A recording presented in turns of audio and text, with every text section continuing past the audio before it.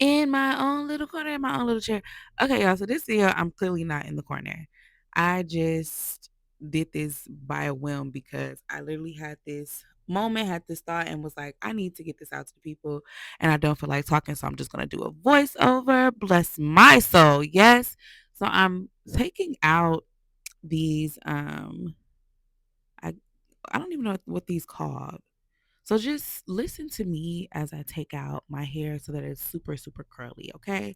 Because, friend, let me tell you about this moment I had the other day scrolling on Instagram. So I see this video that's at this dance function. Maybe it was like a salsa night or something. And there was this man, you could tell he was sweet, probably been through some things, you know, maybe some screws was loose. I don't know. I don't know. But he's walking around asking different women if they want to dance with him. And friend, they kept rejecting my man's like one after another. I'm talking about rejection after rejection. And I'm watching like, oh my goodness. How much can one person take? Because even though he was like smiling and you could see like he was just, still upbeat, you could still see in his face though, like a little flicker of just discouragement each and every time. Because when I tell you, my man must have asked 33 women to dance and they all was like, no. And it wasn't just like a no, no, thank you. Some of them were like a mean with it, cause like almost looked disgusted in the face. But here was the thing: he did not stop asking, and finally, at the end of the video, somebody said yes, and they danced the night away, honey. And I'm sitting there all emotional, y'all. When I tell you, I was in tears, bawling. Like I had to check to see, is my cycle finna start? Like what's tea? And for a minute I had to get myself together and be like, okay, Shalom, why are you crying all over the place over this video? And once I sat with myself, I realized it's because it hit me. Rejection has literally been one of my biggest fears. And if I'm being real with you, friend, it's been at the root of my people pleasing tendencies. Yikes. So, anyway, today I decided we're going to talk about it. As I'm taking down my hair, we're going to unpack rejection, why it hurts so bad, how it shows up in your body, and how we can actually release it so we can stop letting the fear of a no hold us hostage from our yes. So, rejection isn't just about someone saying no, it's about what you make it mean about you. So, what does that no now mean for you? Maybe you've been taught that approval equals safety. Maybe you had moments growing up where love felt conditional, where you had to be a good or perfect person to be accepted. So when someone rejects you, your body and your brain don't say, oh, well, on to the next. It's saying, see, see, girl, you ain't that girl. See, you not good enough. See, here is where we're not safe. And that's where the fear comes from, friend. It's not just emotional, it's also a physical thing, which brings me to my next point. Rejection isn't just in your head, but it lives in your body. So, your chest and your heart, that feeling that you get when you're being rejected or there is a no, and it's like that sinking heaviness when you feel unwanted.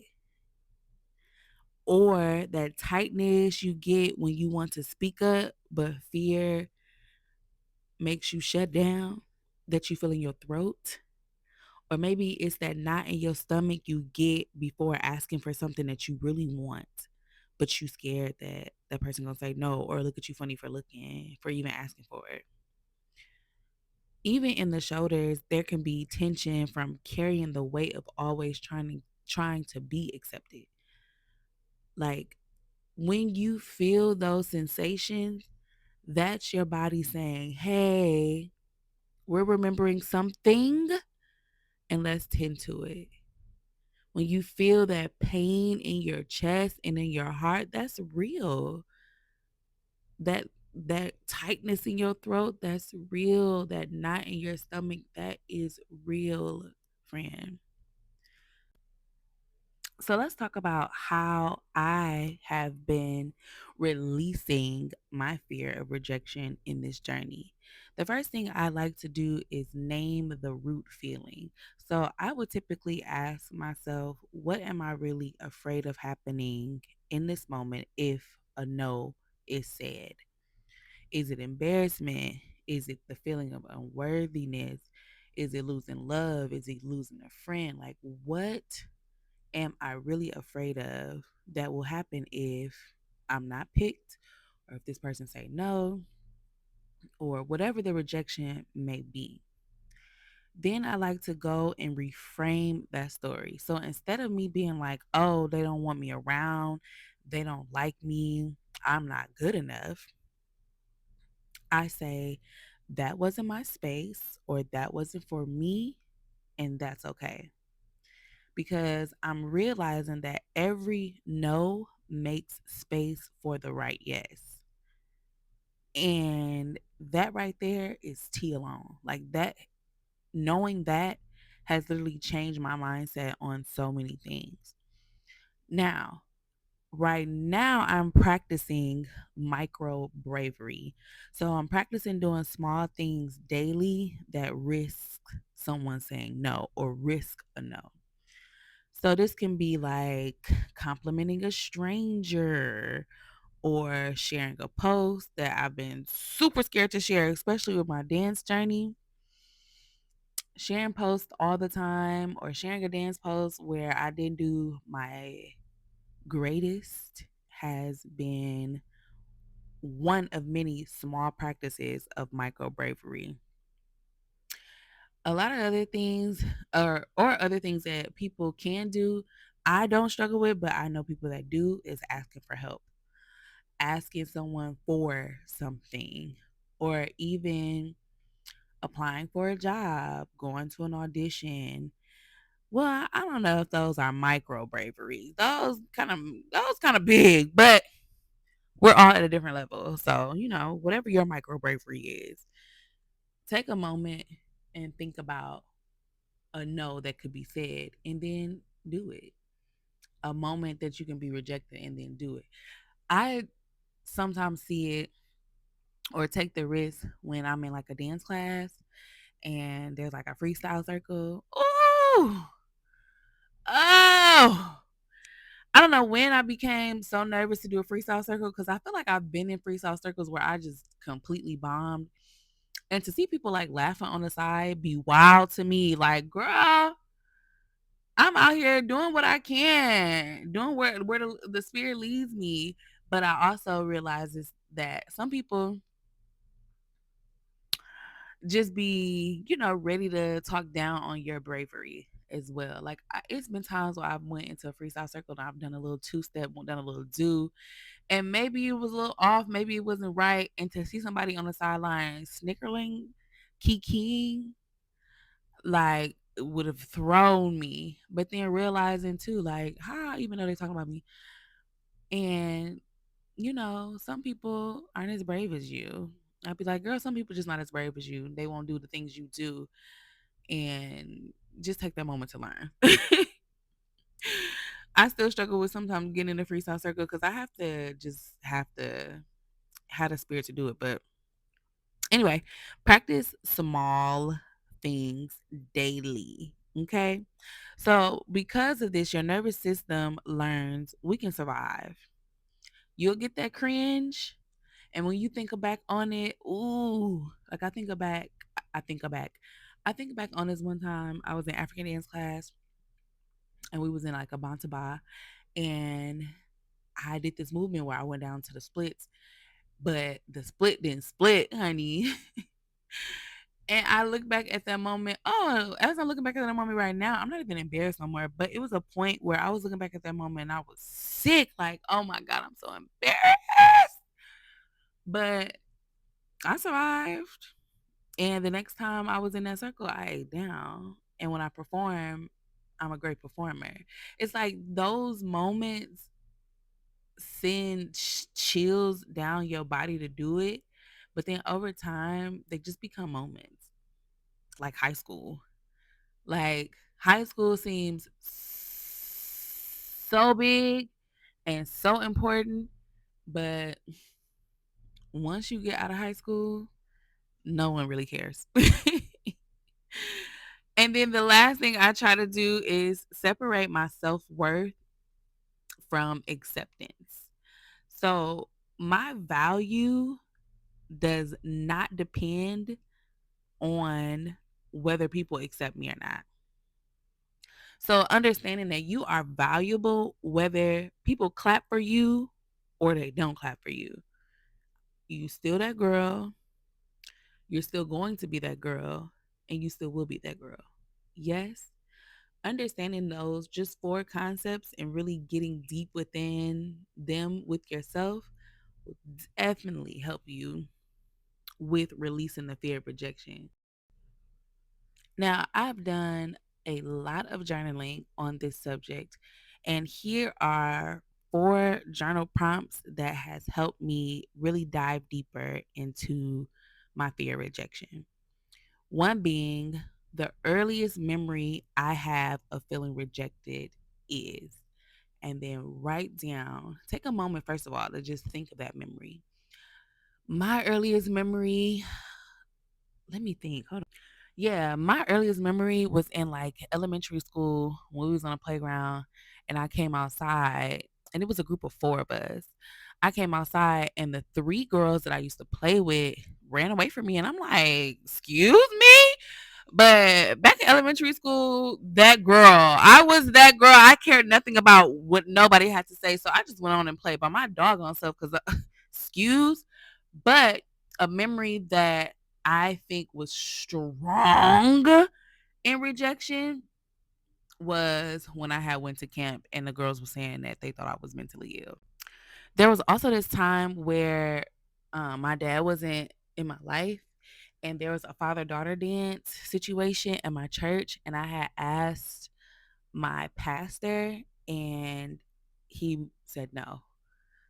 I asked my pastor to go to the father-daughter dance with me and he was like, "No, he had his own daughter." Oh, I was sick. And then I end up going with this other pastor and I was just like embarrassed. Another journal prompt that I use is when someone says no to me, I make it mean what? And then I write what no or what rejection means to me down. And then after that, in reflection, I write what those no's actually meant. And then I like to take it a little further and think about if the rejection was actually protection, what might it be protecting me from? And this prompt right here really did it for me because there has been so many times where I've gotten no's and I look back and be like, my God, thank you. I had a gig that I didn't have to audition for. I was super excited about it, y'all. It was gonna be at the AT&T Stadium. I'm like, yes, I'm that girl. It was gonna be an Afrobeat artist. Oh, I was just so excited about it. Went to the rehearsals, was just prepared and ready.